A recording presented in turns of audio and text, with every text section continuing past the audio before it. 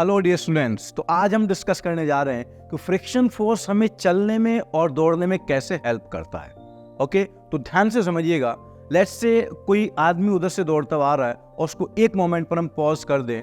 अब उसके पैरों की पोजीशन को अगर जूम करके हम देखते हैं तो हम ये देख पा रहे हैं कि उसका एक पैर ग्राउंड के कांटेक्ट में है और दूसरा पैर हवा में उठा हुआ है। तो फ्रिक्शन फोर्स किस पैर पर लग रहा होगा? जो ग्राउंड के कांटेक्ट में है। मतलब दौड़ते वक्त एक टाइम पर एक ही पैर पर फ्रिक्शन फोर्स लगेगा, दोनों पर एक साथ नहीं लगेगा। अब जो पैर ग्राउंड के कांटेक्ट में है उसका एड़ी थोड़ी उठी हुई है और पंजा कांटेक्ट में, और मैन उसको पीछे की तरफ पुश कर रहा है। मतलब ग्राउंड को यह एहसास दिलाया जा रहा है कि हम पैर को पीछे स्लिप कराना चाह रहे हैं। तो क्या वो पैर स्लिप कर रहा है? नहीं। क्यों स्लिप नहीं कर रहा है? यही फ्रिक्शन का रोल आता है। फ्रिक्शन फोर्स उस पर किधर लग रहा होगा?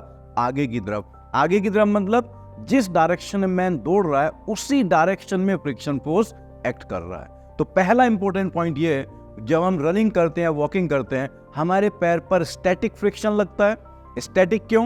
क्योंकि हमारा पैर ग्राउंड के एस्पेक्ट में स्लिप नहीं कर रहा है, और वो जो स्टैटिक फ्रिक्शन फोर्स है वो उसी डायरेक्शन में लगता है जिस डायरेक्शन में हम वॉकिंग कर रहे हैं या फिर रनिंग कर रहे हैं। अब दूसरा पॉइंट, क्या ये फ्रिक्शन फोर्स कोई वर्क भी कर रहा है? तो अब दोबारा देखते हैं इसी को।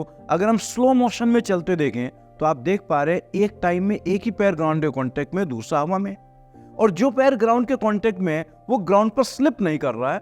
मतलब जो पैर चल रहा है उस पर फ्रिक्शन नहीं लग रहा है, और जो जिस पर फ्रिक्शन लग रहा है वो मूव नहीं कर रहा। तो जब वर्क हम पढ़ते हैं, वर्क ना होता है फोर्स इनटू डिस्प्लेसमेंट। डिस्प्लेसमेंट किसका? Displacement of point of application of force. तो जिस पॉइंट पर स्टैटिक फ्रिक्शन फोर्स लग रहा है वो पैर तो स्लिप किया ही नहीं। अगर वो पैर स्लिप नहीं किया तो स्टैटिक फ्रिक्शन फोर्स का वर्क क्या हो गया? जीरो।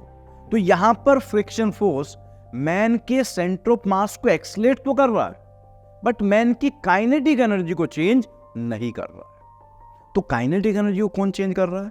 जब हम दौड़ते हैं तो हमारे जो मस्कुलर फोर्सेस हैं वो हमारे ऊपर पॉजिटिव वर्क कर रहे हैं, और वो हमारी बॉडी की काइनेटिक एनर्जी को चेंज कर रहे हैं। और केवल मस्कुलर फोर्सेस ही इन्वॉल्व नहीं है।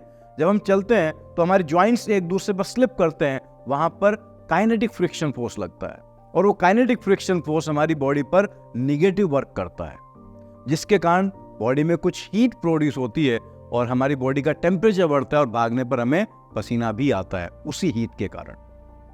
तो यहां पर तीन इंपॉर्टेंट पॉइंट हो गए। सबसे पहला पॉइंट, जब हम वॉक करते हैं या रनिंग करते हैं तो फ्रिक्शन फोर्स हमारे ऊपर स्टैटिक फ्रिक्शन लगता है, और वो उसी डायरेक्शन में लगता है जिस डायरेक्शन में हम मूव कर रहे हैं। दूसरा, the work done by that static friction force is zero. तीसरा पॉइंट, वो जो स्टैटिक फ्रिक्शन फोर्स है, it accelerate our centre of mass but it does not give any kinetic energy while man is running. Okay, तो I hope कि अब आपको ये point समझ में आ गया होगा। Keep watching LN Digital।